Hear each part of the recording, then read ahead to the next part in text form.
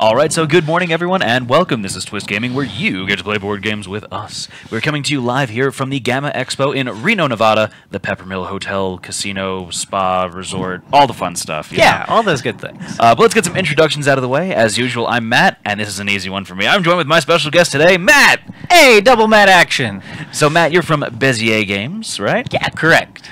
So how's the con treating you so far? It's been really, really good. We kind of got in a little late, and the time change is a little rough, but beyond that, it's been amazing. Lots of great people. How's Reno? Reno's pretty good, right? Yeah, inside we've only really been inside the resort, and the resort's really nice. So yeah, I'd say my impression of Reno is good so far.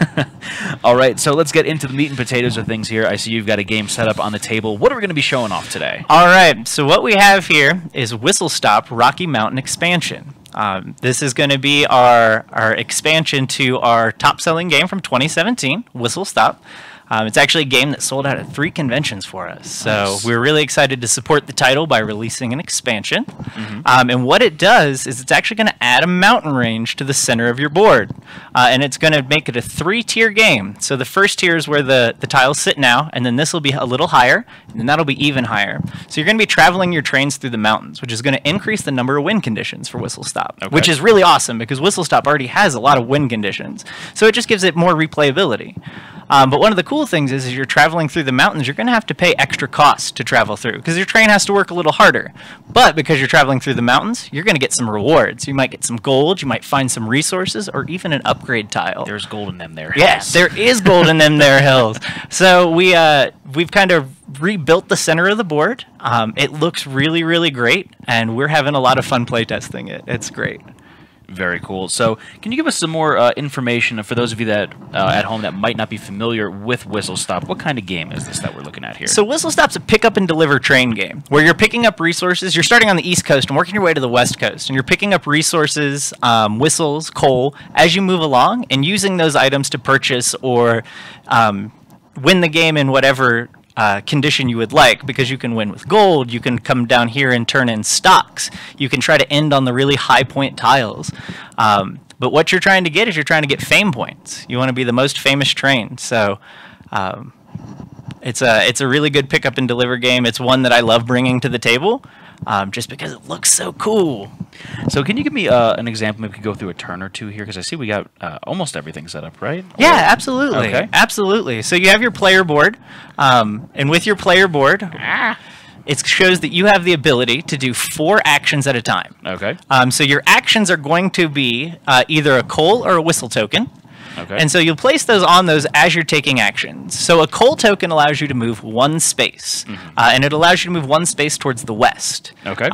You can't move back east with coal. You can't go backwards. But if you get a whistle token, you can skip a stop, and so you can go 2 stops west, or 2 stops east, or 2 stops north, or 2 stops south. So whistles are really strong because you can skip a stop and go any direction you'd like. Okay. And that's actually why it'll cost extra to go through the mountains with those things, is because that's how you're going to go through your tokens and why you would want to collect them.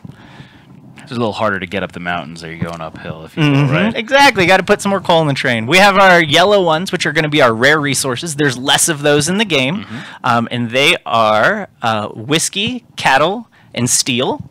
And then we have our white resources that you're picking up along the way, and those are common. You can kind of get those anywhere, and that's gravel, timber, and cotton. So you pick those up, and then you're going to come to the end here, and you're actually going to retire your trains over here into the track, and whoever retires all their trains first wins. If the turn tracker runs out, that ends the game. So those are the 2 ways that the game will end. Very cool. So what's your favorite aspects about Whistle Stop here? What makes it a game that you're so willing to pull out in a standard play situation? So for me, I am a huge fan of tile laying games. I think it gives people a lot of choice, and I think that's one of the things that people really, really like, is they like to have choices when they play games. And beyond the tile laying choices of this game, like I said, you can win in so many different ways. Like you could play this game 6 different times and win it with 6 different conditions, just depending on how you want to play. So you never have to play it the same way twice. And so being able to do that as someone who brings games to the table, this is one I'll bring back because I can win a different way, or I can do a different strategy this time. Whereas there's games where you just win the same way every time. It doesn't get stale because you're going through the same win condition over Exactly. and over Like and this over. time I'm going to win by getting the most gold. That's what I'm going to do. I'll collect gold. But you can do stuff like that, and it's really, really awesome. So you could challenge yourself by trying to come up with different different ways that you're going to beat your opponents there. Absolutely. Very cool. So that is Whistle Stop Rocky Mountains expansion. What other stuff do you have to talk about today? So we have a couple other titles we're going to bring out to the table. We do have Ultimate Werewolf Legacy. We have some samples of stuff for that one. Ooh. Yeah, it's a big one. And then we also have Werewords Deluxe Edition, which Werewords just recently won the Golden Geek Award on BGG. And we're releasing a deluxe edition of the game that's actually on Kickstarter right now, and it's doing phenomenal. So what does the deluxe edition bring to the table that we didn't see in the original launch of Werewords? So in the original launch of Werewords, it's very basic roles. It's very small realm of roles. But if you've played our one-night games, you know there's so many different roles to play, and you can balance the game differently depending on which roles you have. So what we've done with Werewords Deluxe is we've actually dragged some of the roles out of the one-night game and put them into Werewords. So you have things like the thing that goes bump in the night. Yeah, so you get these funny roles that just enhance the gameplay and also give it a balance and replayability to it.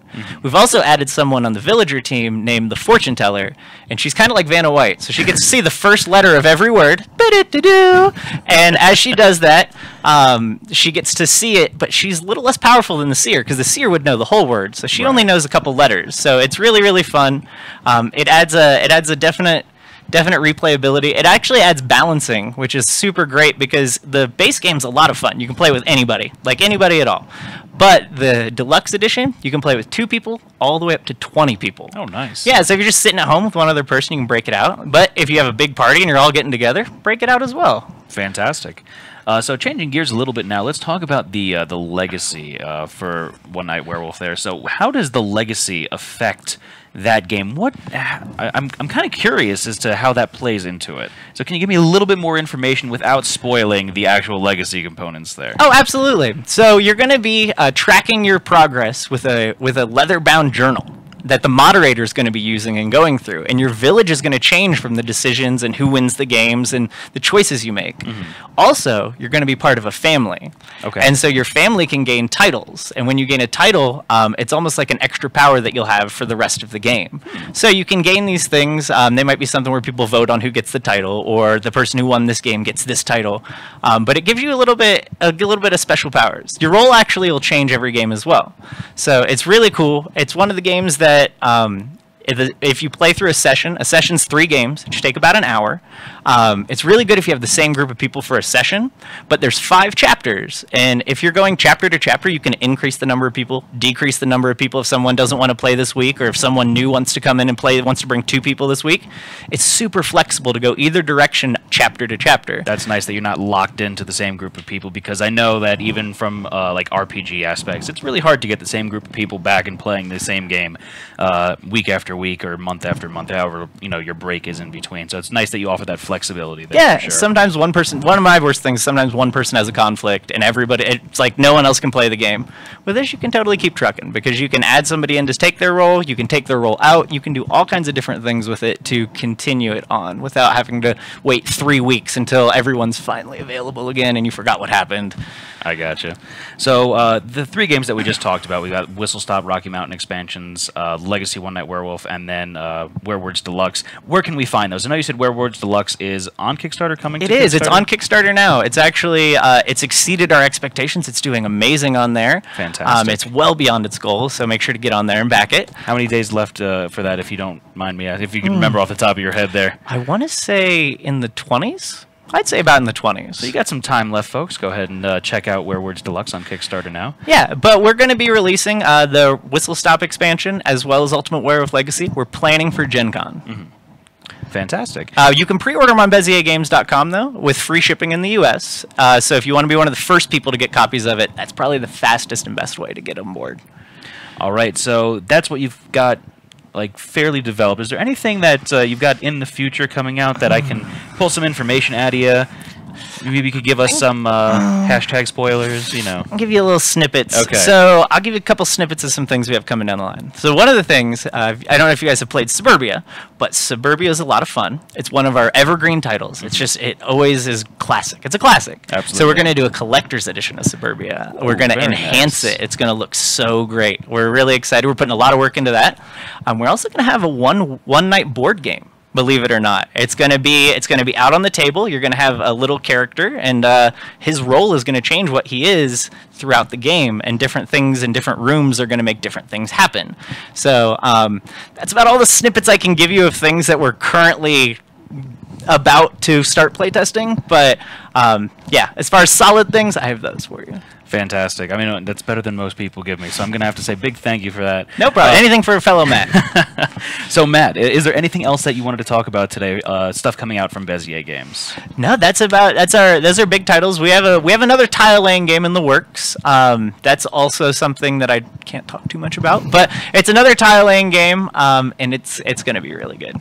Fantastic. Well, thank you so much for joining me today. I really Thank you, Matt. I appreciate you. And thank you, everyone watching at home. Stay tuned for some more coverage throughout the day today from the GAMA convention here in Reno, Nevada. But signing off for now, I'm Matt. That's Matt. We're Matts. Yay! Good night, everyone.